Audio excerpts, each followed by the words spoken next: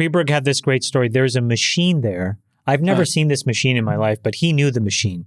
There's a machine. Coca-Cola freestyle machine. There's a machine that's right by the Navy mess where we had lunch in the Situation Room, which dispenses literally, I've never seen this before. This is how out of touch you are. This is in every 7-Eleven, 90 every different movie theater, every McDonald's, every movie theater. It's everywhere. This is everywhere. You have not left.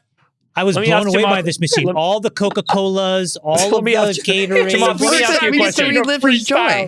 Chamath, let me ask you a question. How much is a dozen eggs? $3.99. How much? Yeah, $399. You got it. $399. That's right. No, $3.99. $3.99. It depends. It's pretty much double that in the Bay Area or Whole Foods, but yeah, it's half that. Ask me how much milk is. How much is milk?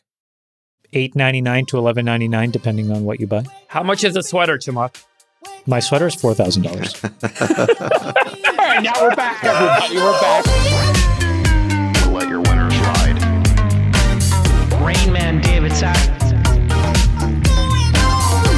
And instead, we open source it to the fans, and they've just gone crazy with it. Love you, Besties. Queen of Quinoa.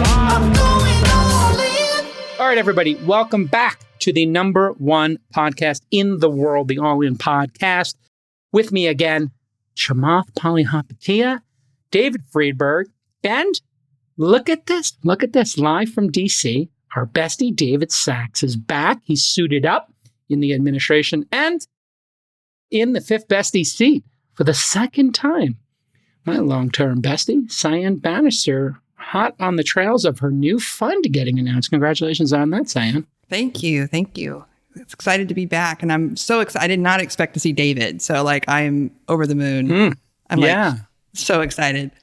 Well, I just popped in to reminisce about this trip that Chamath and Freeberg just did. Oh, wow. Absolutely.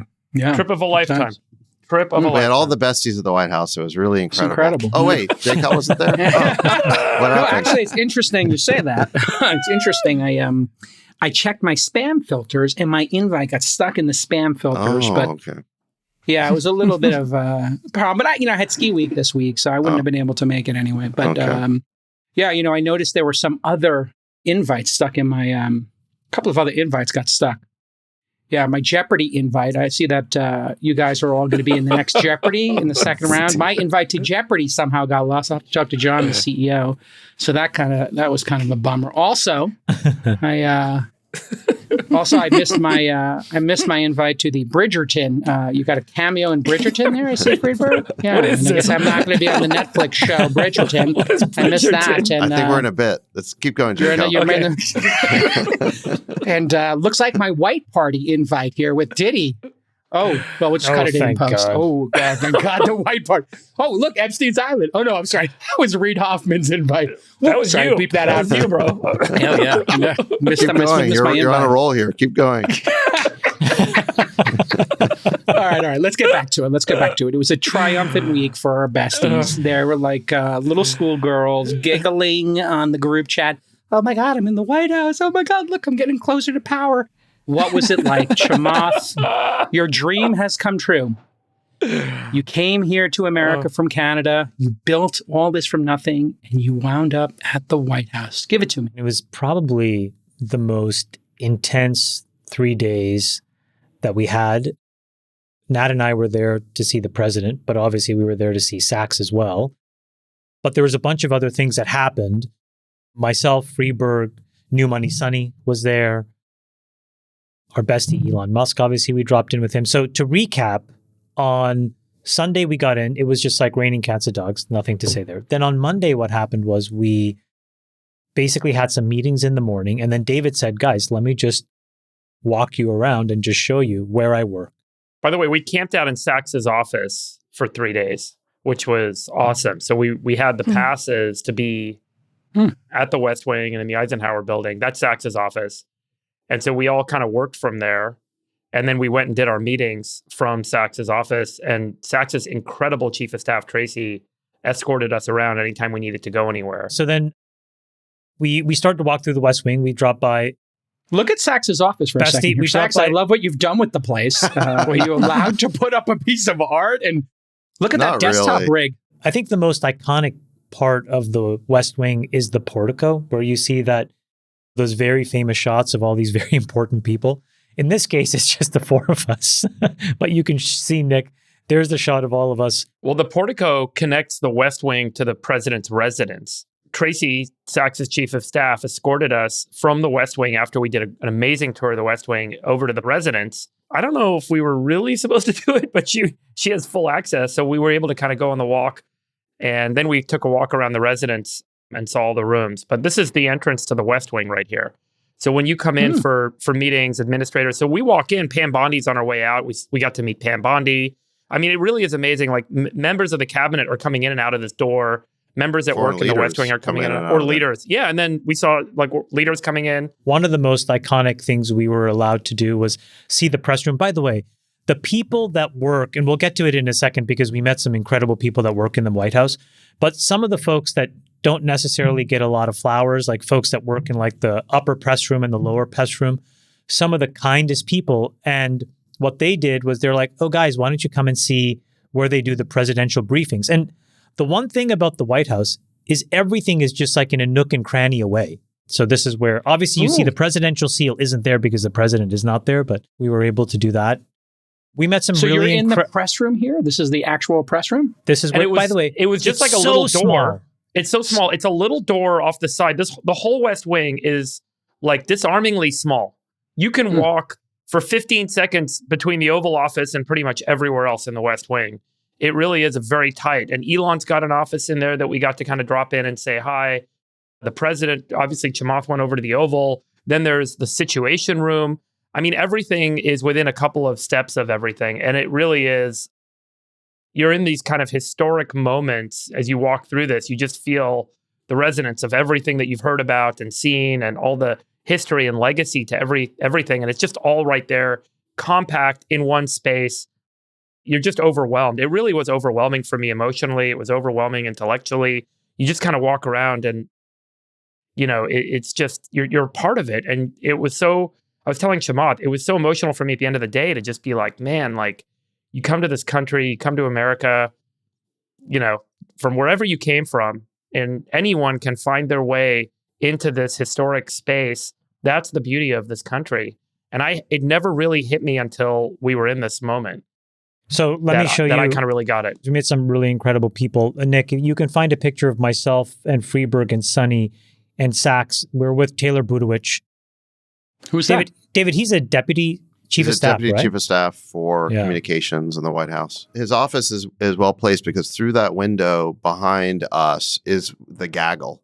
There's this lawn out on the White House called Pebble Beach, and all the networks have tents there, and they'll do recordings with White House officials, and the White House will be in the background. It's not like a green screen or an LED. It's the actual White House will be in the background. That's why it's all set up there, and it's called Pebble Beach. And then there's an area, I think they call it like the Sticks, which is basically just like a paved area where White House officials can go out there and they get swarmed by all the media asking him questions. And that's called the gaggle. So he can keep an eye on everything that's happening with the media through that window in his office. Is that where Marine One lands and you see everybody yelling at the president and trying to like talk over the copters, or that's on the other side? That's on the other side. Yeah, it's on the other side.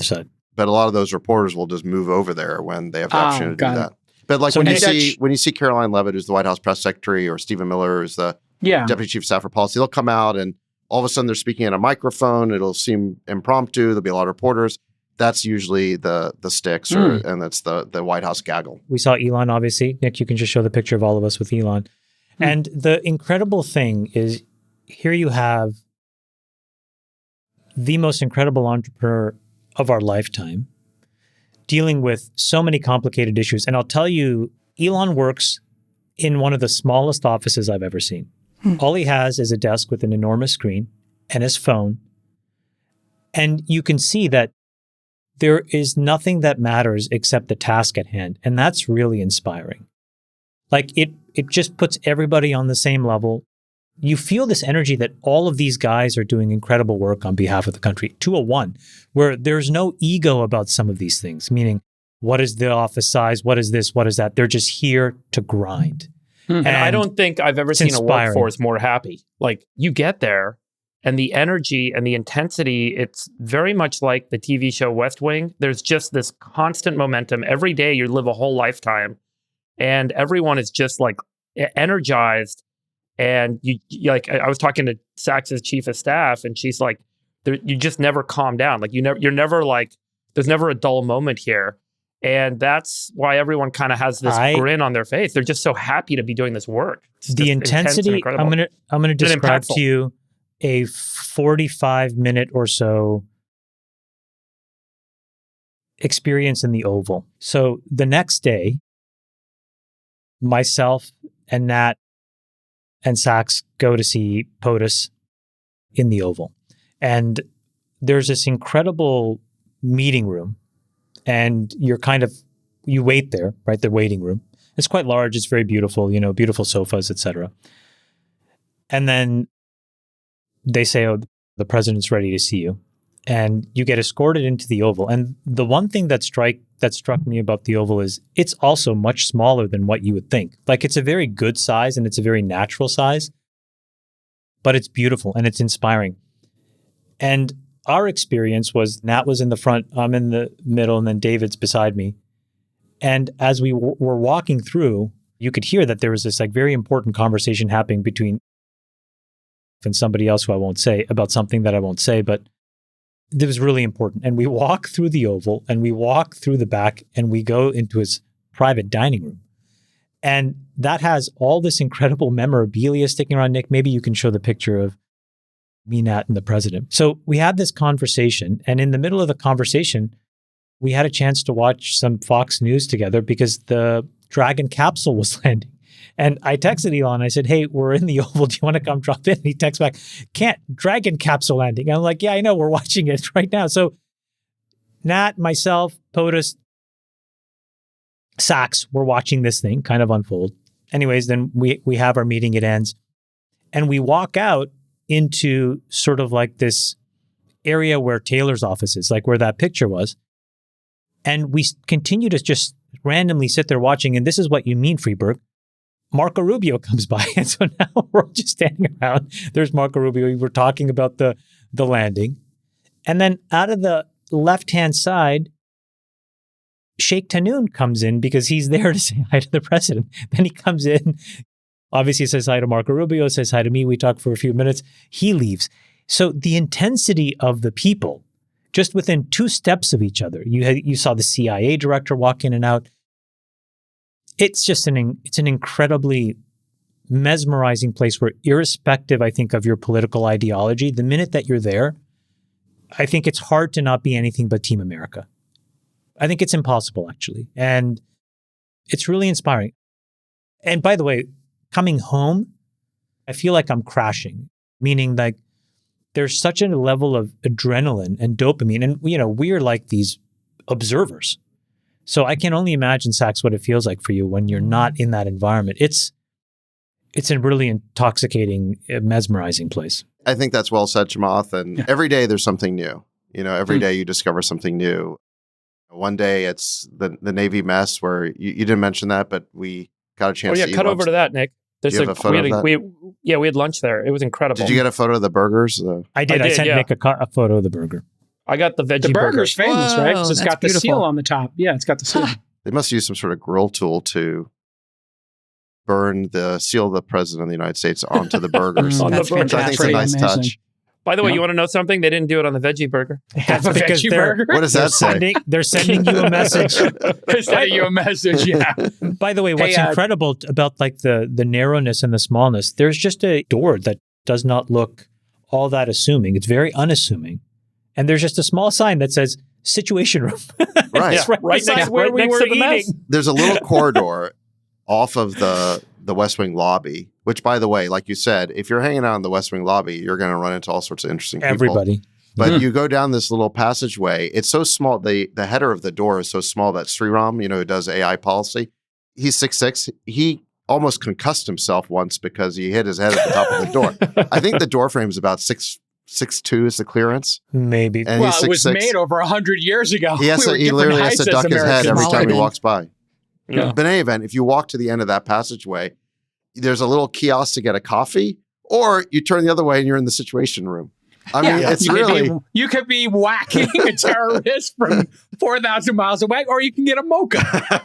I mean, You could do seriously. both. Why choose? Cyan, you have a question. What do you think? You're taking all this in. I want to know from David what his favorite piece of art is there, and whether or not David and Chamath saw the Declaration of Independence.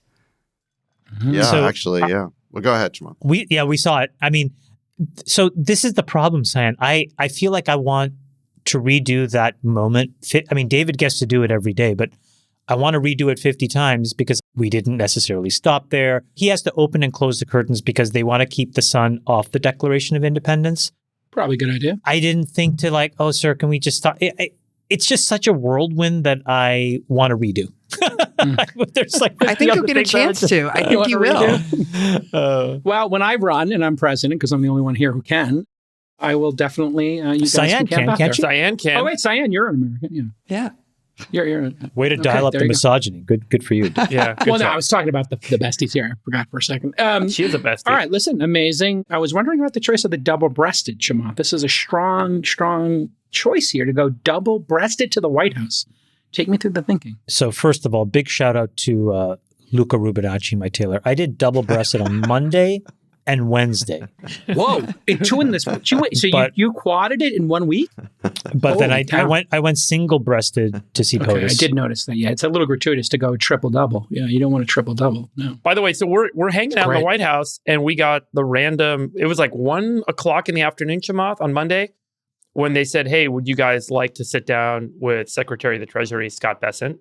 And so then special bonus episode. They're like at 5:30 today, and we had a dinner at 7:30. So it was pretty tight, but we were like, yes, that sounds good. So then we got to go over to Treasury later in the afternoon. We had a camera guy come and set up. So here's nice. this beautiful room in Treasury. I forgot the name of the room. Chamath, do you remember? Yes, it was like something Chase room, I think. We got to find this. Beautiful room. So we set up the interviews on YouTube, obviously on X. And on the main feed. It's on the main feed. And on the main feed.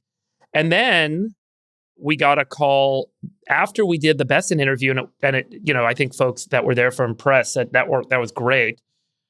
Howard Lutnick, who Chamath was going to be doing a meeting with on Wednesday morning, right before we were flying home, said, "What if I come in early before our meeting, Chamath, and we do a sit down?" So we said, "Great, let's do it." So then we got to go to the White House press auditorium. They have a special auditorium just outside the West Wing. And you guys will recognize the stage, obviously, from many Biden press interviews. Here's the stage. And so then we did this interview with Lutnick, and my God, this is going to be a barn burner of an interview when it comes out. I ran into him after he had done this interview, and he was excited about it. It sounds like you guys were on fire.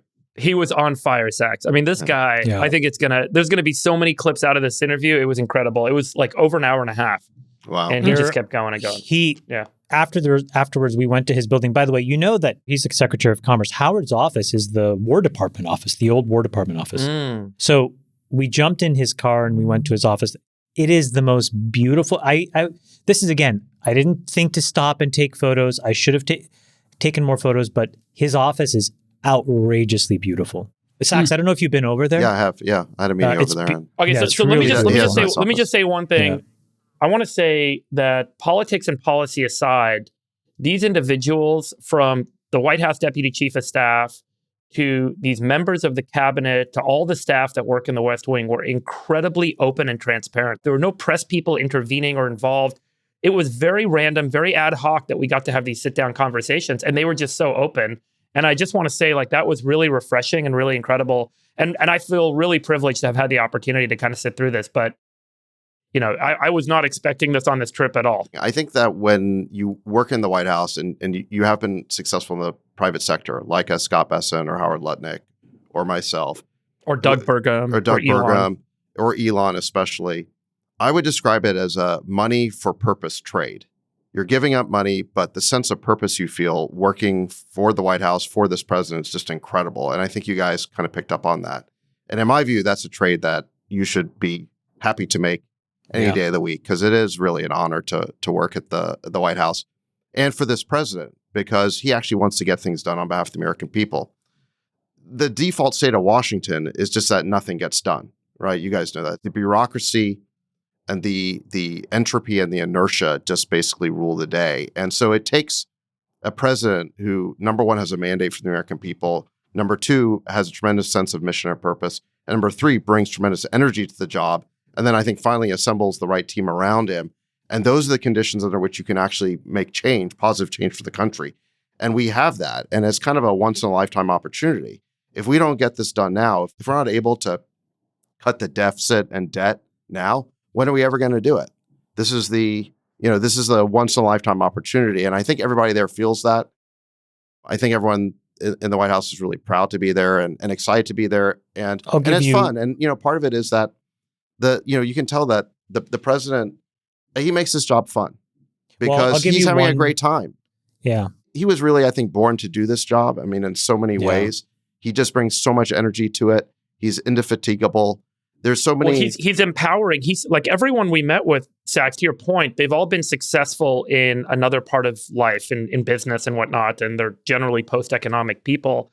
But he's letting everyone run. We got to meet with several other members of the cabinet, and they were all sharing with us that they're being given autonomy and authority. They can just run. And I think that that's really important. If you want to bring in high-impact people, you need to let them have an impact and let them do their thing. I observe that. Can I give you one quick anecdote maybe to wrap this segment up? So when we're at the private dining room, Steve Witkoff, who's another incredible entrepreneur, was dealing with something sensitive, comes in, tells the president. He's like, okay, great job. Then there was 3 other issues. Sachs had something, then Sergio had something. And then on top of all of that, so there's this bang, bang, bang. And then he's also like, guys, listen, for this dinner coming up, I really want to make sure the acoustics is right so everybody has an opportunity. It's like the level of detail from the most important thing all the way down to literally the acoustics in the dining room. He is on top of all of it. And I was just like, and that was, again, just in my small little brief observation. And I was like, this is crazy, Sachs, to your point, like the energy and the indefatigability and the desire to get every little thing right. It's pretty rare. I kind of feel like America's in good hands, to be honest. You saw it just in those few minutes when he's being peppered with so many decisions, so many actions. So many decisions. You just realize what a demanding job it is. And you really need a person who just is special in that way, that they're just somehow cut out for that type of job. It is very difficult. Totally agree. I think Freeberg is totally right. If we can create a pattern where people with high executive, let's just say that because that's less of a loaded word than businessman or successful, whatever. People with high executive function that have proven it should at some point in their career step into government and replace money for purpose. If that is a trend that this administration creates, I think America is in incredible hands. Which was how the founding fathers operated the government originally. There'll be a moment, guys, where the Democrats win, right? There'll be a moment when the Republicans return to power. There'll be a moment when all the ideologies flip. But if in all of that, you can find people who are willing to pause their private lives, have demonstrated executive function and can make the trade, we're going to just kick ass. And give back. It's great. David, thank you. I really, honestly, thank you. Like you are thank you, David. Awesome. You're awesome. Thank you for giving us a window into that. I think and shout out to Tracy as well, who was incredible. She's incredible. Job. Yeah. She's incredible. J. Cal, what do you think of the Besson interview? Did you see it? I did watch the Besson one. Yeah, I mean, listen, I would have loved to ask him a couple questions. Obviously, I would have probably done a couple of fastballs, curveballs, would have gone a little bit harder. But he is so impressive. And you guys did like an hour with him. And I haven't heard. What did we miss that you would have asked? Yeah. I mean, you got to get a little bit into the chaos being created. I think it's a good time around. for me to drop off. Yeah. I'll drop off and J. Cal can pontificate and tell us what a better job he would do. Okay. Oh, Sachs, all right, J. Cal. We'll see you later. You can tell everyone now what a great job you would have done. Love you, Sachs. Love you guys. Love you, bro. All right, see ya. Love you, Thanks bro. for the invite. Okay, See you in the commissary. What a guy. No, I thought it was really good to hear from him long form. I think there's a little bit of chaos going on with the tariffs and stuff like that. But, I don't think the country knows how great he is. This guy is a powerhouse. He has an incredible track record. And by the way, like Trump picking him, I'm going to give Trump a little bit of flowers here. Obviously, folks know I'm an independent and a never Trumper who is, supporting the administration to do the best they can. What does it mean to be independent, but also have another label that says you refuse to consider somebody? I don't understand. Keeping options open. Well, no, I mean, I didn't. I had my own issues What with does that mean? What Trump did on January 6th. And we don't need to get into it. Overturning Roe v. Wade. We don't have to get into the things that I don't agree with what he did. Putting all those things aside, I think he's done a great job with the team he's putting here. And this is, my message to, I think, some of the Americans or the people on the left is, I would look at what he's doing and some of these individuals. These are really high-functioning individuals. The last time, I think he had a cast of characters around him who I think were kind of dark, and I didn't care for a lot of them. With Bessent, this guy is like I think he, was previously a Democrat who gave to a ton of Democrats. And he is a powerhouse. And I think he really understands financial Lutnick markets. was a big donor to Hillary. And then Yes. RFK was a Democrat. Tulsi was a Democrat. Trump was a Democrat. I mean, this is my point. I was a Democrat. You were a Democrat. Yeah. So I think that's, Bessent is, I came away from it saying this guy is super qualified. And the chaos that I think Trump has been creating with like the back and forth with the tariffs and his communication style, it made me feel better to know that there was somebody who was rock solid like him in there and who's really thoughtful. Because right now, when you talk to 50 people who are knowledgeable about the markets and say, what is the strategy here that Trump has? You get 10 different answers, 5 different vectors for it. People are trying to figure out exactly what he's trying to do. And there's a lot of non-consensus. But hearing that he's got somebody like him there and you talking to him for an hour, I felt much better about the situation. And that maybe there is a plan we did a good here. job. I think, it was a solid interview. Yeah, absolutely. And I mean, the access level, most of the time he's on something like Meet the Press or 11 Face minutes. the Nation, and it's 11 minutes and the guy can't breathe. Totally. And for him to go an hour and you Totally. you did a good job, Chamath, of sort of giving his history which I think the context most Americans don't have. So I was very proud of the job the two of you did. I wish I was there. Chamath did a great job, by the way, because Chamath teed up. He had a very incredible. Chamath, by the way, I got to give you flowers for having good intuition on some of the questions you asked both Lutnick and Bessent that I think revealed a little bit more about their character and who they are as people, which I was not on. I'm all about like what are the questions I want to ask related to policy and agenda. But you did a great job bringing that out in them, and that actually I think created a lot of texture for both interviews that I was not thinking about. It's a great job. I'm looking forward to the next one. I don't know when that drops, but that should be really good. Oh my God. The Lutnick interview is like, I mean, that guy's like, he's a hardcore New Yorker. And like, he really, did you guys talk to him about tariffs? Let me tell you, yeah, we did talk about tariffs. Listen, the thing you need to know about Howard Lutnick is he is an incredibly resilient and resourceful businessman. This guy has built himself up literally from nothing. Good human. I'm a little biased, but he's a great guy. And you're going to hear some really incredible stories. But again, another one who traded money for purpose. Look, I just want to say real quick, we don't do ads on the show, but we did have 3 sponsors that actually helped fund our DC trip and set this thing up for us. So I really want to say thank you to hims.com and For Hers, Gemini, and iTrust. Everyone listening to the show, please go to the description, whatever player you're in, check them out. These 3 sponsors help make this trip happen. We're really appreciative. Please take a look at their websites, give their products a shot. Thank you to Hims, Gemini, and iTrust. You guys are the best. We really appreciate it. All right, everybody. We got a full docket today. Lots of docket. And, hey, welcome back to the show, Cyan. I just wanted to start. You had a really great announcement this week. Long Journey Ventures, your venture capital firm, announced a $180 million fund. Tell us a little bit about that. Well, 181, 181, 181, and 18. 18 stands for life to people who are Jewish, and my partners are Jewish. And it was something that was very important to them and to me to stand up after October 7th and, take a very public stance. And so we announced our funding announcement on Bloomberg yesterday, and our office is on 18th Street. So, congrats! Yeah, that's awesome. What is the mission of the venture fund? What stage are you going to do? You and I started as angel investors together 14 years ago. Yeah, so we focus on early stage, seed checks, first check-in, And, this fund is our fourth fund. We institutionalized more. In the beginning, it was high net worth individuals. And then now we're, going to kind of what Chamath was speaking about earlier, is aligning what we do with our higher purpose. And so now we're helping, institutions help people go to school, solving cancer and things like that. So every day that we get up in the morning, we're aligning what we do. Our mission is to chase the magically weird. We're looking for alpha in things when everybody is consensus investing and they're doing the same thing and talking about the same things. We're thinking 6 to 8 years in the future.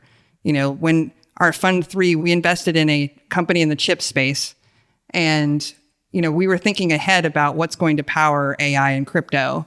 And now that everybody's, investing in the application layer, we're going into the next thing, which is like, what is that going to enable and what's coming down the road, and looking for founders that are thinking differently, that most other of my peers would look at it and say, that's crazy. I don't want to put any money into that. So that's what we focus on. This is such a hard thing for people to get their heads around, the non-consensus bet, and why that's so important. I'm training, new associates at our firm, and they always are going to safety. So they're looking at a vertical, they're looking at a startup and saying, well, this makes the most sense. And then they look at the ones that don't make sense, but that are like intriguing. And they are like, yeah, I don't know if I want to place a bet on that because I haven't seen it. I'm like, that's where the gold is Exactly. the non-consensus bet. When you and I did Uber, it was a room of 21 people, 3 people decided to invest, 19 didn't. Yeah, that was a magically weird company at the time. If you remember, I sent it around to multiple investors and they came back with the stupidest excuses I ever heard, but it was their excuse, which is, not everyone wants a black car. The car doesn't come to my house yet. No one wants to get into a stranger's vehicle. The list goes on and on. But It takes a vision of seeing the future and seeing how it plays out and believing in all the miracles that are going to happen. And getting in early is where all the alpha is, before the thing is defined as a category. So that's where I like to play, is I don't want it to even have a market name yet. Such a great observation. Like when an associate or some research company says, oh, it's the on-demand economy, that's when you know that opportunity gone. That's sailed. You can that's done. Where like all of my peers can go lose all their money in an ocean of dead bodies, because like I don't want to play there. Yeah. And you get a price advantage too, right? Like if you enter early before it's a defined category, you're taking on a lot of risk. And so, I'm getting deals anywhere from like 5 to 10 posts while all of my peers are playing in the 20 to 30 range. And so obviously it's literally you and I are the product of, our early bets and like what the lessons we learned. And like one of those lessons was to be in early. It's literally what I'm doing at Founder University now, is just trying to do 100. About? It's just like a pre-accelerator. If I find 2 or 3 founders who I like, I give them their first $25K check or $125K check, or they can just come, do it with me. We're starting next Friday. So if people want to come, founder.university. But it's just like what we used to do in the old days, trying to get in, Congrats. Be the first investor. And it's really working, and it's super fun. Hey, listen, there is great news, I think, for the venture industry. This Google acquiring Wiz, I think this could be the starter's pistol. Unbelievable. Yeah, it's absolutely fantastic. Google has acquired Wiz for $32 billion in cash. If you don't know what Wiz is, just imagine you have cloud services like Microsoft's Azure, Amazon Web Services, Google's cloud, Oracle's cloud. You need to have security between these things. They help do that. It's the largest deal in Google's history. David was there, I think, for some of the other big acquisitions. There haven't been a lot of acquisitions. Obviously, we know the wrath of Lena Khan was pretty acute for the last 4 years. But looking back in history, Salesforce buying Slack, which our bestie Chamath here was an early investor in, for $27 billion. That occurred in 2020. And then we had a couple of things get blocked. HP and was it Juniper, I believe, for $14 billion last year got blocked. And Adobe Figma got blocked. Blocked in the UK. Blocked in the UK, but they assumed it was going to happen here. And this is actually, we talked about this on episode 189, Chamath. Wiz turned down $23 billion from Google. They said at the time was because they wanted to IPO, but now reporting is saying it was because of the antitrust stuff under Biden, plus the UK, obviously. Go ahead, Chamath, you can take it from there. I think this is the Trump premium. I mean, the problem when that deal was being looked at back then was there was still a chance that there could be a Democrat administration, and it was very clear that they were anti-M&A and anti-tech, quite honestly. And when Trump won, I think it basically said, okay, we can now look at these deals. There's another important part of this, though, and this was part of our interview with Howard Lutnick. I'd love to just play this quick clip. What I'm doing is I'm saying, okay, I got to collect tariffs, right? So I go to one of the great software companies of the earth, and I say, I want you to give me, you're going to build for me for America. You're going to build the greatest customs processing ever. But what's incredible is you're convincing these companies to basically like do right for America and build this software for you. You think that's going to be a movement throughout the government, or is that? Here's the idea. I say, build it for me for free. Yeah. I put it in for free. I don't know. What other countries in the world do you think are going to buy now? Right. If it works for us. Well, remember, you have to connect to me. Yeah. So every country's going to buy. Right. This is What is he really awesome. saying? What he's really saying is there are all kinds of companies that are doing all kinds of work who Google famously has as 20% time. Could you imagine if some of this 20% time was allocated to rebuilding the core infrastructure of America and giving back to the country that gives you the ability to have a multi-trillion-dollar company? That's but one example. So when you connect the dots, the way that I interpret it is that I think companies will be much more aggressive on M&A. Jason, it's what you've been asking for. I think you're going to get it. And I think the reason why you're going to get it is you're going to have a very open-minded administration that'll let the M&A happen. But also there are ways where you can build goodwill by doing the kinds of things that Howard is talking about. I mean, could you imagine if somebody volunteered, let's say Palantir, and said, hey, we can build the following software for the IRS so that we can just completely automate tax returns. And it's okay for Palantir. It's still a $200 billion company. They could allocate a small amount of time and get that done. If Oracle stepped up and said something. So, and all of that goodwill will then allow America to just grow faster. And then under that economic umbrella, a little consolidation is not necessarily a bad thing. So I'm really interested in how all of these pieces move together. That's the one thing I get. But I'd like to say something else very narrowly about Wiz, which is Wiz does not do something that's necessarily unique, meaning there are other products in market, but they have done one thing better than everybody else. And I think it's really worth rewarding, which is they have incredible taste. So if you use it, and all my engineers at 8090 live inside of this regime, when I ask them, hey, we need to implement something, they all picked Wiz. And if you ask them why, and if you ask our sysadmin, why did we implement it? Not only is it good, but it is the most beautiful, it is the most intuitive, it's the most well integrated. And it's just an incredible lesson where even when other people do this other thing, you can build $32 billion of value by just doing that thing in a more coherent way. I mean, design matters, right? I think Cyan, and having taste matters. Having a perspective, it's a point so of view. great that was rewarded. Cyan, what do you think of what I'll call Lutnick's lighthouse customer approach? In other words, make this piece of software for the US government will become your first customer, the lighthouse that pulls in other customers. For free. And for free. So we get it for free. We help you set the standard, and then you get to use us as your reference client. Let's start with that. Thoughts on that, and then we'll get into M&A. I think that the government has long relied on private industry to solve some of its biggest problems, and that's what sets us apart from other countries in the world. And so, you look at some of the best companies like SpaceX, Anduril, et cetera. We need more companies like this if we're going to compete. And so doing this absolutely makes sense. And it's just going to help the sales cycle to get that sort of stamp of approval that, our government is using that software. Freeberg, your thoughts on Lutnick's lighthouse strategy? Could it work?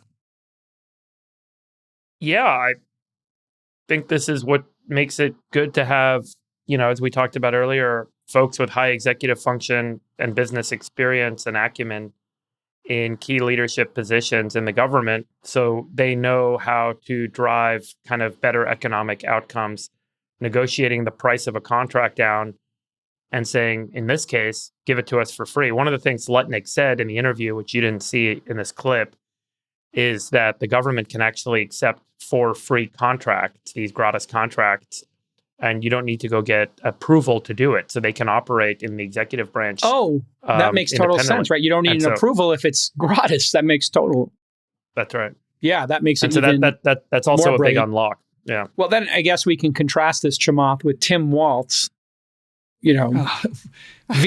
potential VP candidate. I have a real problem with this clip, Jason. This was the most infuriating thing I've ever seen from a politician. I mean, Tim Walz gets on stage, pulls out his stock app, and starts mocking the greatest American car company ever created, and that its stock is down. This is disgraziad.com to me. Play the clip, Nick. I know some of you know this on the iPhone. They've got that little stock app. I added Tesla to it to give me a little boost during the day.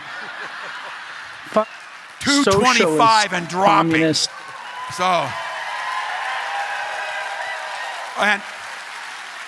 and if you own one, we're not blaming you. You can take dental floss and pull the Tesla thing off, and take out. Chamath, you want to talk about this communist scumbag and what he did there? No, I'm not going to say anything personal except to say that I think that it is incredibly lowbrow.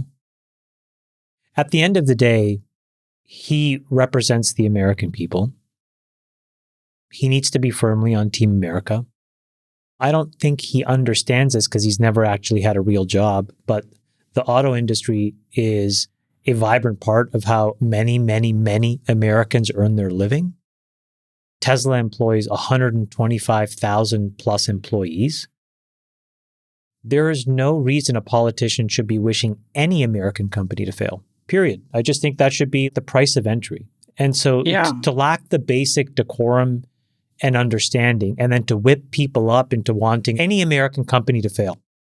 There are many American companies, sure, I like or dislike, whatever. It's not the point. There's some that I'll buy the stock of. There's some that I will not. That's not the point. You cannot openly and actively be cheering, as a politician at least, for these things to fail. That, I think, is just incredibly lowbrow. I think it's the bottoming out of the Democratic Party. That moment will be looked at as the bottom. Cyan, any thoughts? I think it's incredibly lowbrow. I agree with Chamath, and I think it's just so distasteful for a public official to do something like that, especially for an American company. And if you hear the people cheering in the background, it's obvious that there's a base that supports this, and that frightens me even more because he's saying these things because his constituents believe it. Right. And a politician says these things because they think it's going to motivate them to vote for them in the future. And that really frightens me, that we are riling people up to cheer on the destruction of American company and possibly go out and burn cars. I think that's a really good outcome. Point, Cyan. Yeah, because whenever you incite like this kind of aggressiveness, and by the way, both sides do it, you get a contingent who takes it too far. Freeberg, maybe we wrap up on this and then we can jump back to Wiz. Sorry for the diversion. I think the Democratic Party has split into two parties. There's the Democratic Party with beliefs, and there's the Democratic Party without beliefs. I think that the Democratic Party with beliefs is the one that's very far left, and their beliefs are fundamentally rooted in concepts of socialism, Marxism.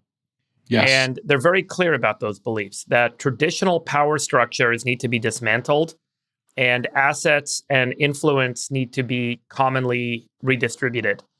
The rest of the Democratic Party, which people call the moderate part of the party, actually don't really know what their beliefs are. When you talk to anyone in the Republican Party in a leadership position, you hear very clearly what their beliefs are. We saw it this week in D.C. Every member of the cabinet that we met with, and there were quite a number of them, had the exact same message and the exact same set of beliefs of what this administration stands for and what they're trying to do. You may agree with those beliefs or you may not, but they have stated their beliefs. The problem is that because the moderates in the Democratic Party have not stated a set of beliefs, a set of objectives, a vision for the country, a vision for their party, the party is effectively being represented by this part of the party that does have beliefs, the deeply socialist Marxist beliefs.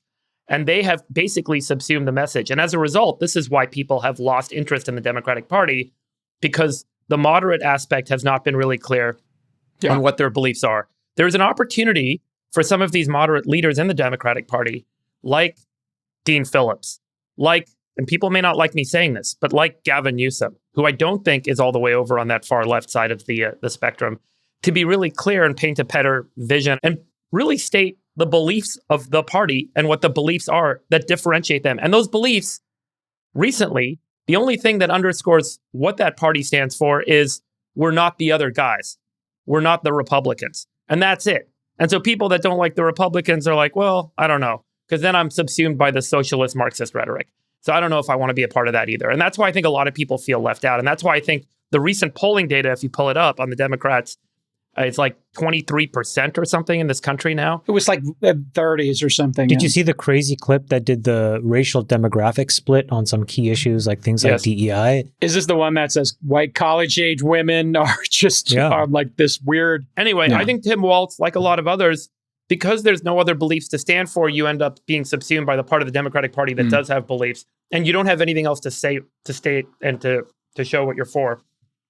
And I think here's an idea too. It's it's a really good framing. I really like that. Well, and here's another framing. Like, is it so hard to agree on something? Like, I think this is one of the brilliant things that Trump did was he's like, here are some things we can agree on, and he just subsumed those, like fighting for the working class person, saying no tax on tips.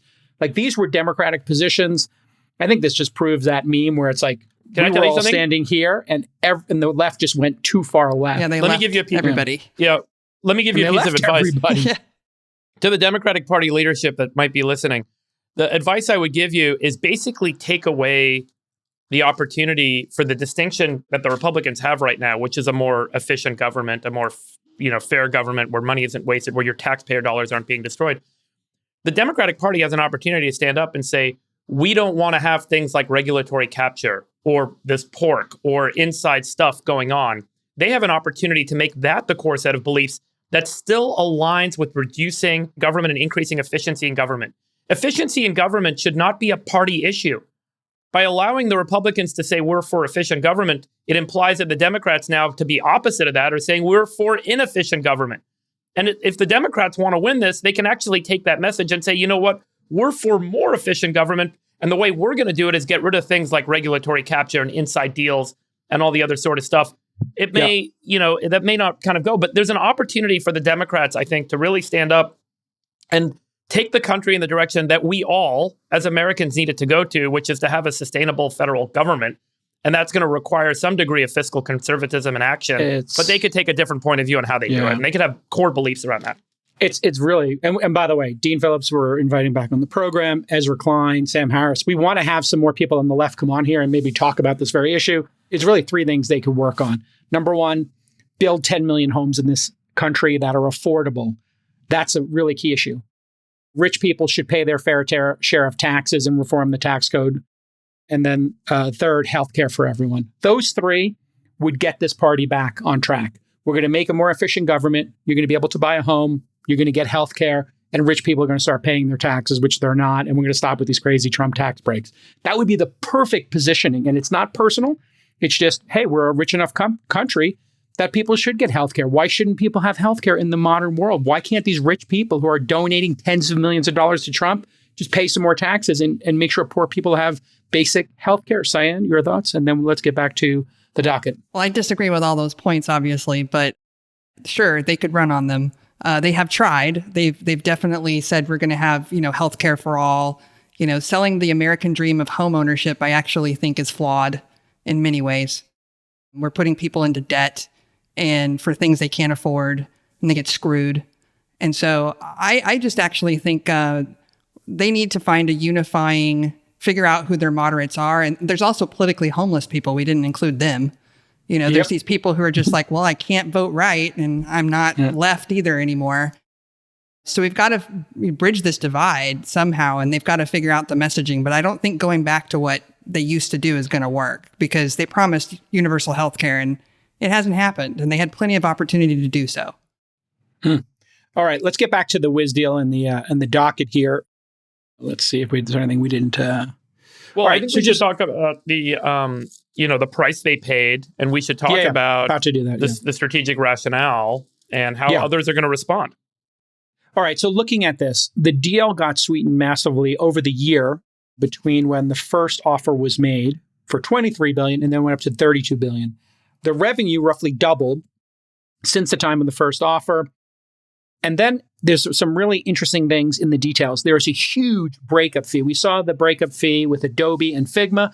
This one is tremendous. It's 10% of the deal size, $3.2 billion in cash. They don't get an investment. If this deal doesn't go through, Google has to give Wiz $3.2 billion in cash. Let that sink in. This company is massively high growth, 0 to 100 million in 18 months when they started. And last year, they passed 500 million in ARR.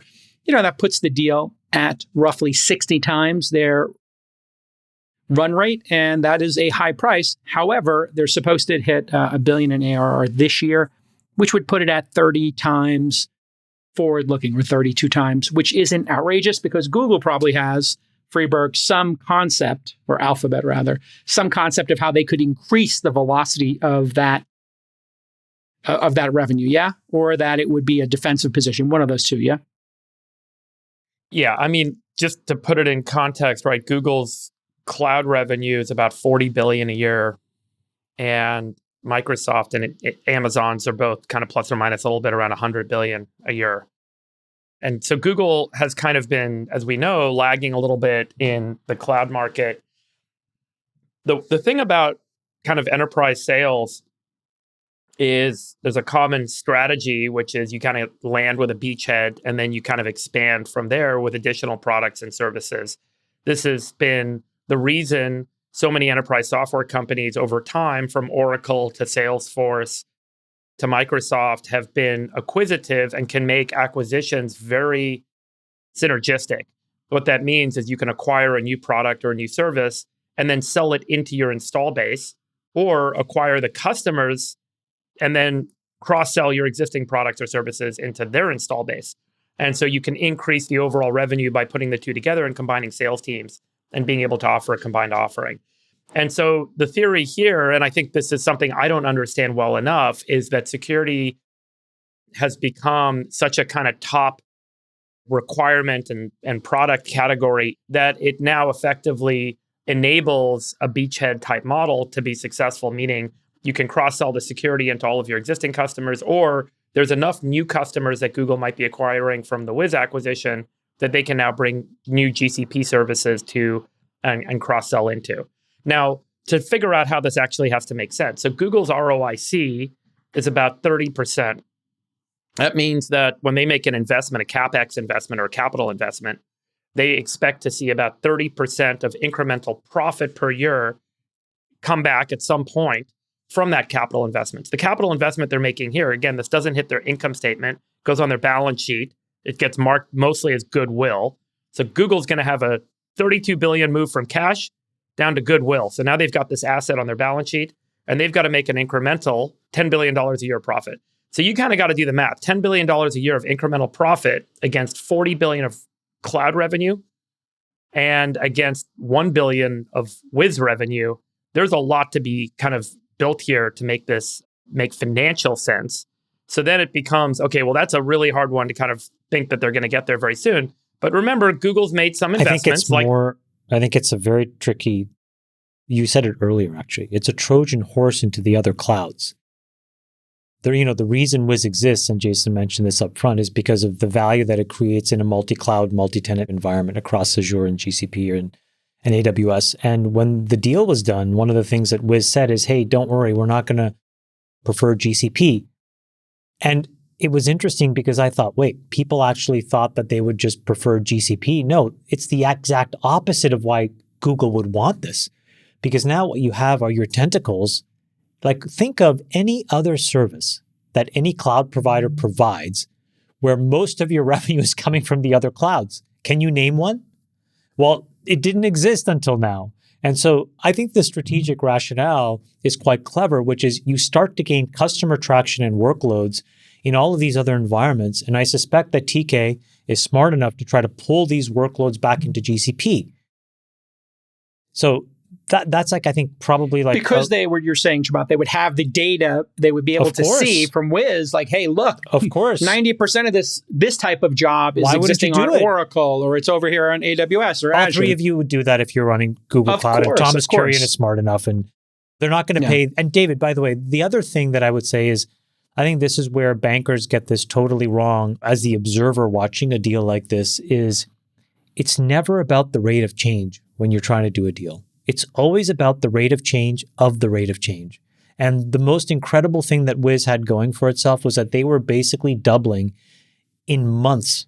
So the time to double at that scale, you can do any kind of fantastical model with that kind of raw input. Because when that boundary condition is true and you're trying to, de-escalate or scale down or weigh down a model, you're still going to get crazy gargantuan numbers that when you discount them back, gets them to this price. So, I mean, congrats to these guys. I would love to find out, how does Wiz, because this is, I'm sure you guys have this question too.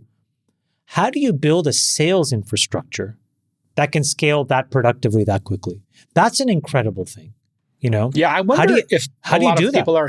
I wonder if it's a lot of self-serve. People just sign up and use it. It's got to be some percentage of it. Well, I'll tell you our experiences. We had a guy that had to come in and sell it into us, and we had a little bit of a bake-off. And I don't know, maybe we were unique, and there's a simpler, lower-scale product that's just more pay-go.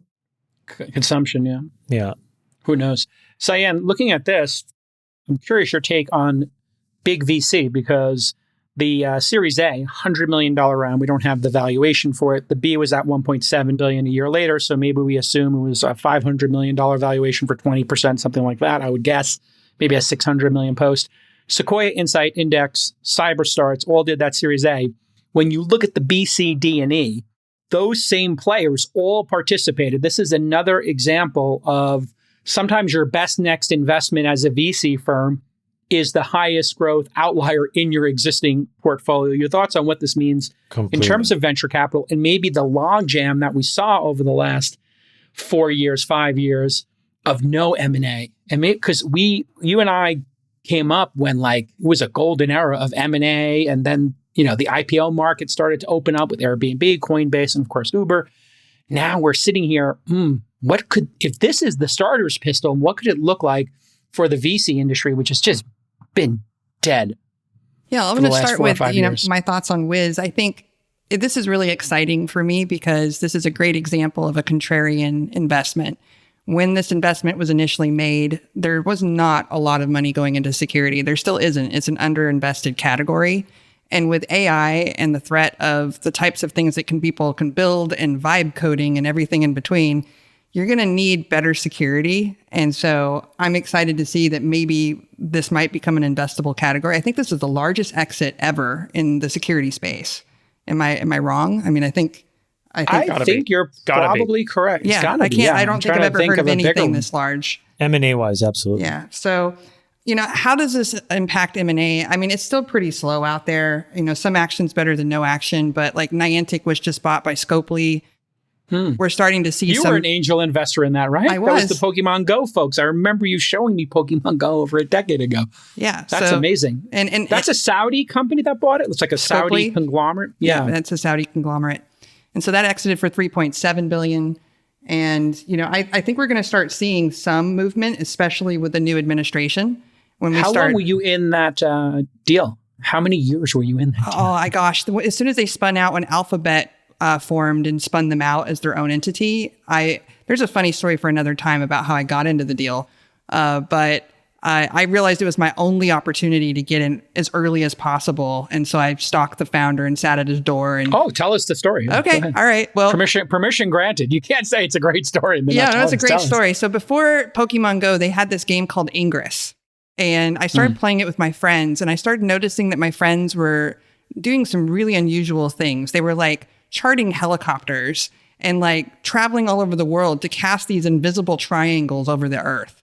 Basically, it's a game of green versus blue and who can cast the biggest triangle. I was like, why are these people spending so much time? And not only that, but why are they going around taking pictures of points of interest for Google? What is Google actually doing with this asset was my number one question. So I realized that Ingress was part of a bigger mapping plan. If you look at the team, you look at John Hankey, they all come from Keyhole, and they're obviously part of the Maps team and helped build Google Earth. So this wasn't just a game. Pokemon Go was a joke. It was basically an April Fool's joke where the founder of Pokemon said, wouldn't it be cool if we put Pokemon on the map and we just tried to find them? And John Hankey's let's turn this into an Ingress-like game. I went around telling everybody, like, if I had a chance to invest in anything, it would be Niantic. And because they were part of Google, I thought there was no chance. And then I got a call one day and they said, hey, a friend of mine was like, did you hear Niantic spun out? I was like, oh my gosh, I don't know anyone at Google. How do I reach John Hanke? And I realized I'd invested in this company called Hentwater, and they were giving out game codes on the bottle cap. And I was setting up her ticketing system one day and helping her out in her office. And I saw all these tickets coming in with the subject line that said Ingress game code. And I was like, what is this all about?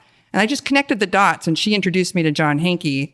And then I went there with 2 engineers because I figured I got to show up with some value here. So 2 badass engineers who were players. We sat on the front stairs and basically sat there and said, please take our money. He's like, I don't need you. I've got Nintendo. I've got Google. And we're like, no, you really need us. And he gave one of those engineers a job offer pretty much that day. He gave me a key card to the office. And so I can come and go from Niantic as I please, which is pretty awesome. Amazing. But it's just a fun story, you know? Yeah. Yeah. No, I mean, this is what it takes to get in deals in Silicon Valley.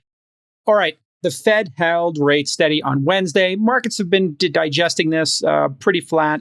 The second consecutive meeting, of course, where the Fed held rates steady.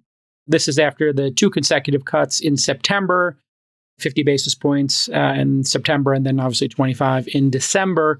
And we had this high hopes that there would be, 4 or 5 of these cuts this year, and there are apparently none right now. Trump posted on Truth Social that he urged the Fed to cut rates to create a smoother transition for his tariffs. The tariffs are taking place, I believe, on April 2nd is that date. That's going to change the history of the United States forever. And so there were some other interesting takeaways. They lowered expectations on rate cuts. They expect 2 quarter-point cuts for the rest of 2025. This would take us down to about 4%. Your thoughts, Chamath? Let's add some color from Scott Bessent. One of the biggest mistakes that I think Janet Yellen affected was this continued issuance of money on the short end of the curve to finance these deficits, which gives you inherit an incredibly difficult challenge, I think, over the next 9 months. I think there's like 9 or 10 trillion that has to get refinanced. Do you want to talk about that? Yeah, look, I thought that when rates were low, you're supposed to term out rates. Exactly. And instead, the Treasury for the past few years has pulled rates in. And I think part of that was to keep rates lower. That they changed the issuance schedule when rates moved back up towards 5%. I have maintained that policy, but I'm maintaining it because, let's go back to David's question, of when are we going to see the results from this, getting the government spending under control? And I don't think the markets recognize it yet. Okay, translated for Chamath. Yeah. So he's saying a couple things. He has inherited a problem that he hasn't quite yet changed. What is that problem? That problem is that when rates are low, you want to borrow for as long as possible, right? You don't want to borrow for the shortest amount of time. And now that rates are high, you're in this difficult position where you have to refinance all of it at a much higher rate. That's effectively the net of it.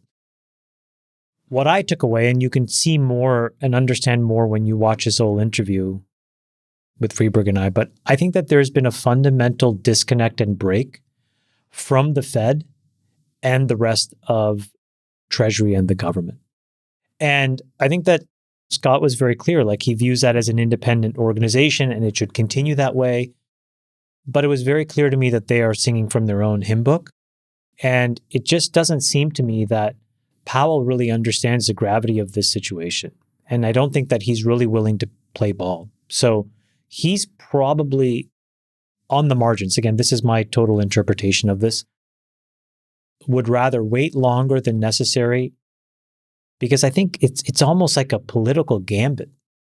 And I think that that's very dangerous. That's, again, just my own interpretation. I just do not think that Powell, A, has the data to make a very clear decision, and B, will act unless it's totally necessary. So I think there's an overcorrection here that's happening, which I think is dangerous. And I think it's going to slow down the pace of cuts, which I think will then create a lot of other pressure in the economy. Well, Dave, I'll drop it to you. The Fed's mandate as an independent organization is full employment, and that 2% target, which we've talked about before here, was just a number that was picked by an economist in New Zealand, of all places. It's not like it's some specific dosage that is perfect, but it is their mandate. They're not supposed to be a political organization. So what are your thoughts on this situation and these high rates, which we have to pay for our debt? We've never been in a situation where in 100 days, a federal government is setting out to cut their spending by $1 trillion, which has a significant effect, a recessionary effect on the economy, because there's less federal dollars flowing out, which goes as revenue into various businesses and income for a lot of people that are employed as contractors or directly by federal government agencies, coupled with, for the first time in 100 years, a significant change in the policy for tariffs for goods flowing into the United States. And whether that will reduce spending by consumers or drive up the cost of products by consumers. And we talked extensively about both of these issues with Bessent and Lutnick in DC this week. And if I'm the Fed, I don't really have a great proxy historically for saying when this was done in the past, here's what the effect would be on GDP, here's what the effect would be on inflation, here's what the effect is going to be on employment. In fact, folks like Lutnick are making the case that the current measure of GDP is probably not even correct. The way we measure it, the way we count it. And so the traditional economist's point of view on making rate adjustments as a function of economic contraction or growth may be wrong. So I think there are quite a lot of these kind of confounding factors that the Fed is in a very wait and see mode. What I would look to is the bond market, which also seems to be in a kind of wait and see mode. So remember, right before the election, the bond market traded the 10-year up so that rates went down to about 3.65%. About a month ago, the 10-year was at 4.5%, and today it's at 4.22%. And so in the last month, we've seen rates on the 10-year decline by about a quarter point or about 30 basis points. And so the bond market is giving some kind of opening to the Fed saying, look, we expect that this is going to be deflationary, this is going to be recessionary. We are expecting you to cut rates to the Fed. And so that's what the bond market is saying. And now I think we're going to start to wait for the reports that are going to start to come out that are going to show the impact. I don't think we're going to know immediately. So I think the first 100 days of this presidency and this administration's actions are going to be pretty telling on what's going to happen going forward in terms of the effect on employment, on inflation, and on GDP contraction or growth. And then I think the market will know how to handicap those numbers in the future based on actions by the administration. Right now, we're still in a I don't know how when you put all these things together or what it does. And it's a lot happening real fast. And so wait and see. Yeah, Cyan, I'm not sure if the Fed and the people in the administration can't communicate the strategy perfectly well, and the Fed can't interpret it. I don't know that we're going to solve it here, but any thoughts on this? Well, I don't know if they're not communicating it well. Bessent did that. It's the effect that it will have ultimately on the economy and over what time scale. That's what's uncertain right now. Sorry, go ahead, specifically the tariffs. I mean, if they're on, they're off. To what extent? It doesn't feel like the entire administration is on the same page. That's just, based on everybody I've talked to. The Fed is not part of the administration. Of course not. Yes, they're independent. Yeah, and the quote today in the Wall Street Journal, Nick, you can look for it, is Powell's statement basically blamed rising inflation in this short-term period on exogenous factors. He said, our job was getting the job done. And now there's exogenous inflation. And I think what he's pointing to are these potential tariffs or something. So I think it's less that they're not coordinated. I think that they are on very different pages, and I don't think the Fed wants to play ball. Sorry, Cyan. And then I have a story at the end. Just quickly, one of the things that really concerns me is how we've been so high on cheap supply for so long. Like if you look at Cyan and Temu before this podcast, I went and looked up that their prices are up by 27% or something like that. And so when you used to be able to get a garment for $18, you're now paying $37, and Zara is like $75 for an equivalent. And I think people really liked getting packages in the mail and feeling like their dollar went further, and it's not going far. And so when you have a bunch of people who can't buy anything, and consumerism is a big part of our, unfortunately, in some ways, our culture, what does that do to our country? If you're looking around, there's urban blight everywhere in retail. And, we can't fill our malls. We don't have brick and mortar stores. They're shutting down. Forever 21 just shut down. These are the types of things that, people really care about, is whether, especially in a time where, you do have a recession, people want to buy a tube of lipstick or a dress to feel better about their life. And right now they can't even do that. Yeah. And so that's what concerns me, is thinking about the retail future and then, the consumer landscape of how this all affects everybody. Yeah, and consumer confidence is not good right now. People are feeling like a little bit concerned about it. And this immigration plays into this. We're supposed to be deporting 20 million people. Maybe it's only going to be 1 million. Who knows about that issue? Who's going to actually work in these factories? Are people getting laid off, or are they not getting laid off? Like, there's just a soup of issues here that makes the Fed's job extremely difficult. So in an extremely difficult, confusing storm, what is the best thing to do when you're driving the storm is just maybe try to keep the car going straight, not hit the brakes or not hit the gas. And that's what they're doing. They're taking a wait and see. And let's see if the administration can be a little bit crisper, I think, in their delivery of what their plan is, because it does seem chaotic to me. People here might disagree. Chamath, you said you had an anecdote? Well, I kind of disagree with you in one way. I just think the Fed has totally lost a script, and I don't think they're doing what they're supposed to be doing. What should they be doing? What they should be doing is actually observing the fact that there is some very complicated money flows. The front end of the curve makes no sense. The back end of the curve hasn't gone down long enough. They sat around and they allowed Treasury to basically pump trillions of short-term paper. So they were complicit in what Yellen did. And it's inconceivable that they didn't understand that strategy. And so it's inconceivable. That's the past. So what's the future? Yeah. So what do you do when you have is recalcitrant the right word? Let's just say you just have an organization that refuses to play ball. Again, there was a really interesting anecdote where Besant talked, this is in the interview, about how he really wants to deregulate and loosen up bank lending standards, particularly at the community level. And I think that this is one very interesting thing that is a workaround to the Fed. Why? Because if you think about where money gets transacted on a 10 to 20 to 30-year duration, those are the big boys. They're making big capital plays, right, guys? But where do you play for the 2-month to 2-year kind of thing? It's smaller stuff. It's the stuff that's required to get small businesses off the ground. It's the community lending standards that actually allow communities to thrive. And so I think Scott realizes that if the Fed's not going to really play ball, how do you loosen credit? How do you make sure that money's available, Jason, to make sure that you can fight off a recession? You have to give it to these smaller banks. And he was pretty clear about that. So I think it's almost as if the Fed is just going to get relegated to this random organization. They'll control reverse repo, but they just won't have any credibility. And maybe that's not a bad thing, actually, in the end. Freeberg, it's your chance to shine.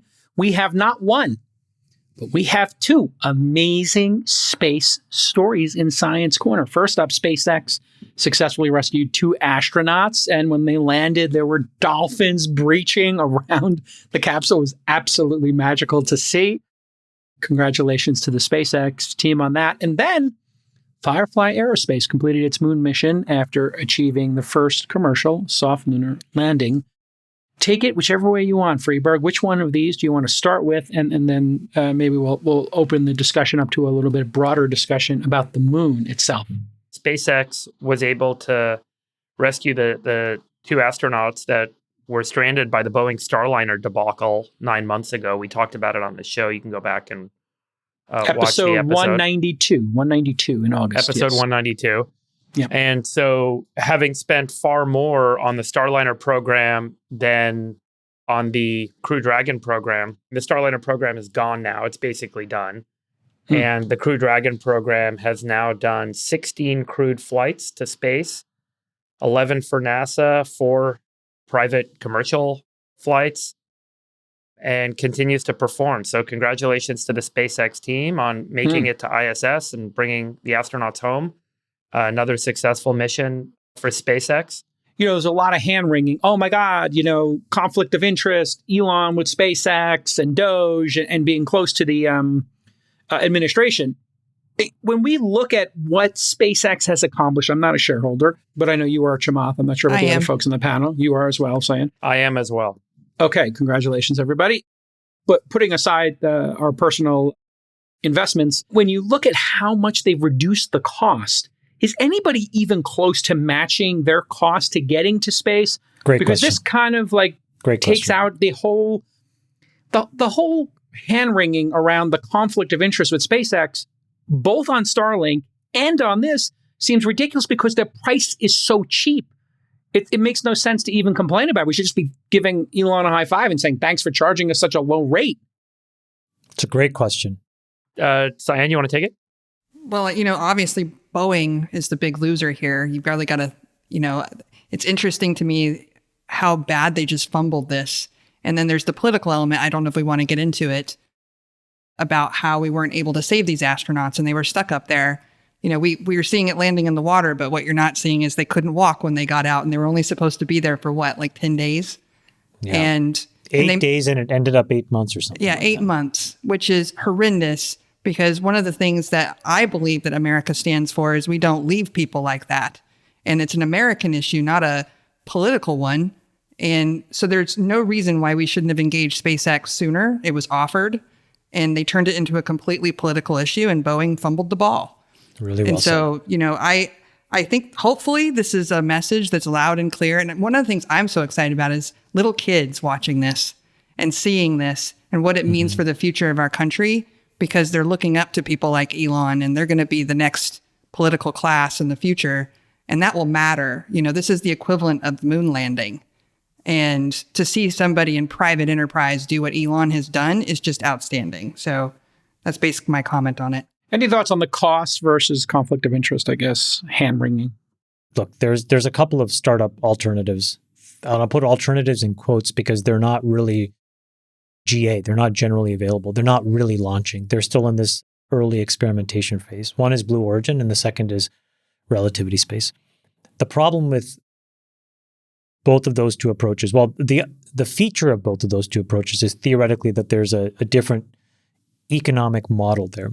But the reality is that SpaceX is the only company that has consistently been able to take these costs and just crunch them down to more than one launch a day. This year, I think. It's just an incredible scale and pace. So no, there is no economic alternative. They are the absolute cheapest in the market. I'll tell you a very quick story. I was also an investor in Relativity. I think I owned about 10% of the company. And I just got recapped out of that business because they needed a lot more money than folks were willing to give it. And then Eric Schmidt just stepped up and offered, I think, $3 billion to the business. And I kind of said, no, I'm done. I'm out of here. So, recaps are painful. You put all that money in. I think I took a $380 million loss. It was not a good week 2 weeks ago. But anyways, that's not the point. The point is SpaceX is the best. There is nobody even close. The next closest alternative is years and years away. Would we benefit from more capacity? Sure. But the reality is they are the only solution. And they're safe. And they're reliable. And what Cyan said is so true. When the hell does America just abandon people? Why do you do that? Especially in space, of all places. Of all places.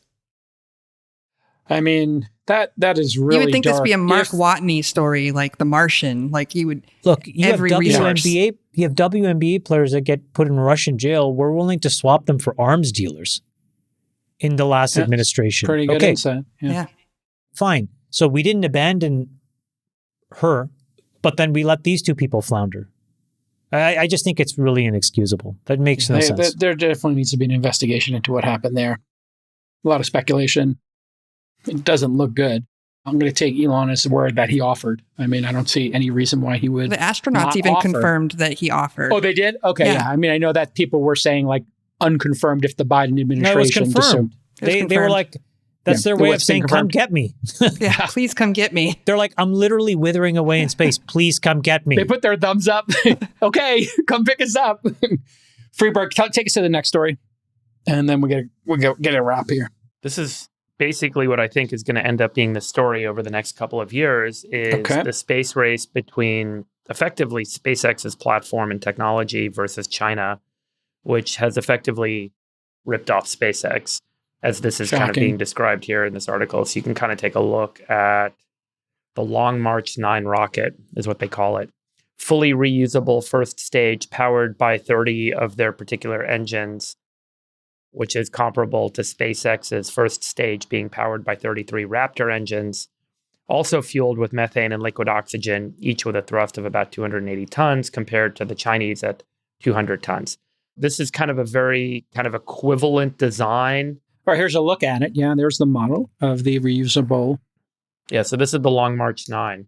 This is their super heavy lift rocket that they kind of first started talking about, call it a decade ago. The rocket has 3 stages, solid motors. They've recalibrated the design, and it effectively has now kind of become a clone of Starship. And so this whole system is going to be the big race. And as we know, the way the Chinese operate when it comes to kind of industrialization is they can move fast, they can move big, they can move heavy, they can dedicate resources, they can dedicate an entirely vertically integrated supply chain to achieving an objective. So this will end up being kind of, I think, the big race over the next couple of years. Slave labor. I think they've got a lot of resources at their fingertips.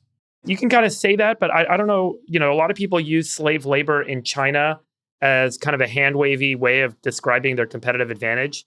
But I think this is really important. China has actually much more of an advantage in automation.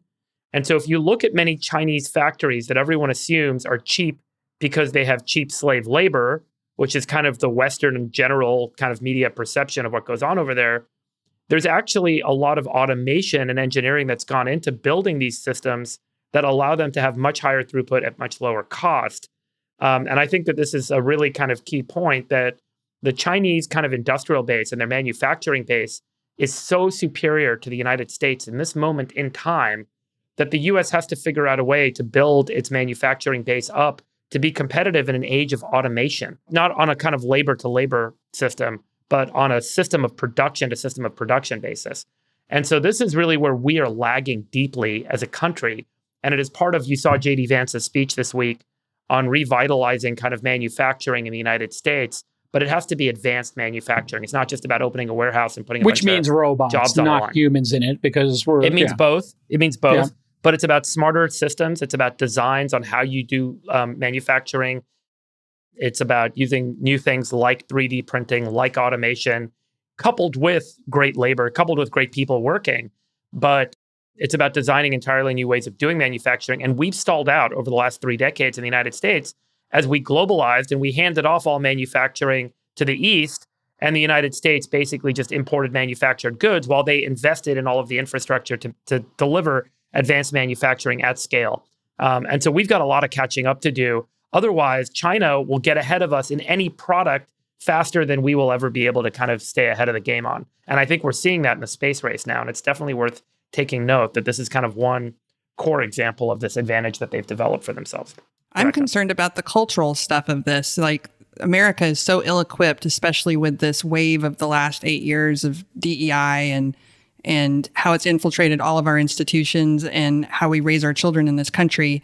Like, we taught them that math is racist, while China is, their kids are the leaders in AI. DeepSeek should show us that, we have underestimated China every step of the way. And I think it's just a tragedy. I'm working on a book that's coming out called The War on Science, which will actually expose, a friend of mine wrote it. It's a collection of essays, exposes just how entrenched this became in every institution, from medical, science, et cetera. Like, how do we recover from that is how we can compete with China, because otherwise we can't. I really honestly don't understand how we're going to do it if we don't. And part of it is seeing these space launches. Obviously the next generation of children will be inspired by that, but we have a gap of about 8 to 10 years where we lost that advantage. I mean, in San Francisco, we saw it up close and personal, right? Right. They banned AP math. I mean, what lunatics could ever...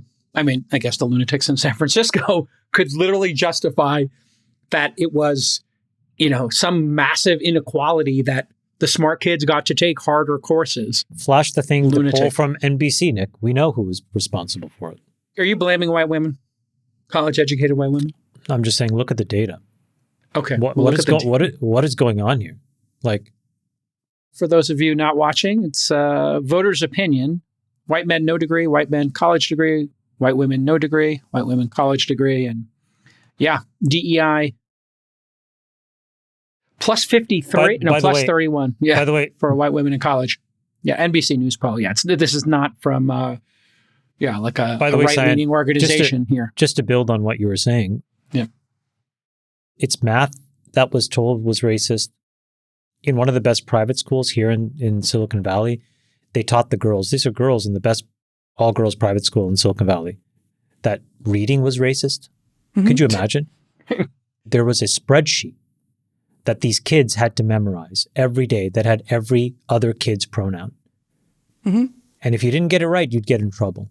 Well, not only that, but they are taught that you're either an oppressor or you're oppressed and there's no other option. And so like if you go to one of these private nice schools, then you're automatically an oppressor. So think about that. If you're a kid and you're born bad, inherently bad, evil from birth, what does that do? What does that do? What does that do to your self-worth? Yeah, your desire to actually do anything in society. We have to fix that. I actually think it's one of the number one issues in our country is to get kids excited about being Americans again. We were talking about the Democrat Party. They don't love America on the far left. They hate America, and they're very loud and vocal about it. And so I'm glad that their base is shrinking, but it needs to shrink further. And we need to have more unifying messages. And I think SpaceX could be one of those unifying messages where we bring people together and we encourage kids to think bigger about the future. I'll tell you one anecdote. I have been hanging out at UT a little bit, the University of Texas, and go Longhorns. And I've had 3 or 4 people of means, I'll say, people who could afford to go to any college, ask me, do you have any hookups at UT? I want to take a tour. I want to check this out. And I'm like, oh. And they're like, yeah, I just don't want to send my kids to, these, as Chamath has called them previously on the program, woke madrasas. I want to send them to the South to be educated in Texas or somewhere, where they're not going to learn to be part of Hamas or, Al-Qaeda. So there you have it, folks. Send your kids, send them to a place that values free speech. Look there first. Look at the fire rating. And then that should tell you everything you need to know. It's a huge trend. It's a huge trend that people want to go to these schools. Getting back on track, I'll just give a quick shout out as well to Firefly, the Blue Ghost lunar lander. Landed on March 2nd, lasted on the lunar surface for 14 days, launched on January 15th. They are launching 2 additional missions, Mission 2 and Mission 3. Mission 2 is going to launch in 2026. Back to the moon, 28 for Mission 3, all of which are doing kind of geologic surveying of the lunar surface. Obviously, the long-term goal here is can we establish a base on the moon? Jason, you're Mission 5 is going directly to your dingleberries. They're going to go land to get those dingleberries, vegan dingleberries. Oh, sorry. Cyan, you shouldn't have heard that. We're just saying. No, it's fine. I don't care. It's our tradition to talk about Freeberg's anus. I have a 13-year-old boy sense of humor. It's fine. You do. You always have, actually. Would you guys be willing to go to the moon for a week?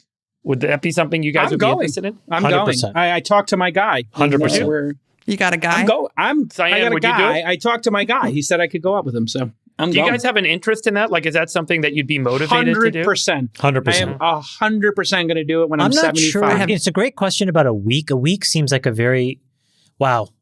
I would go for a month. What about a day? Like just a lunar day? Like you go like there. Like a lunar picnic? Yes. A little picnic and then you come back? Oh, yeah. What would you bring? What are you going to bring? You bring a little Chardonnay? What are you thinking would pair well with the dark side of the moon there, Chamath? What are you going to bring? I'd bring like what should Sean make us when we go? 2020 Lafon. I'd bring like a white Burgundy. Got it. Nick, can you make an image of Chamath on the moon drinking wine? Can you figure out a way to do that, please? Thank you. And what should we serve on the moon? What would you think we should go with? Wagyu. Fish? A little surf and turf? No. Maybe surf and turf would be good. People don't realize that white Burgundy tastes great with meat. I know that people think you should always drink a very heavy red, but it's not true. I just want everybody to know, the more you know. The more you know. Thanks for tuning into the All In Podcast. She's Cyan Banister. I'm Jake Howe. He's Chamath Palihapitiya. And of course, your Sultan of Science, David Friedberg. And of course, thanks to CEO John and producer Nick, everybody who put so much effort into it. And thanks to our partners for supporting the show. We'll see you all next time. Love you guys. One podcast in the world. Bye-bye. We'll let your winners ride. Rain Man David Sack. And instead, we open source it to the fans, and they've just gone crazy with it. Love you, Besties. Queen of Quinoa.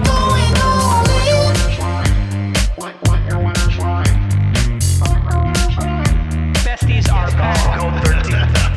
That's my dog taking a notice in your driveway.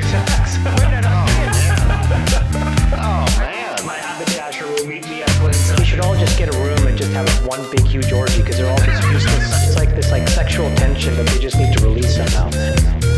Wet your beak. Wet your feet. We need to get merch. Besties are back. I'm going all in.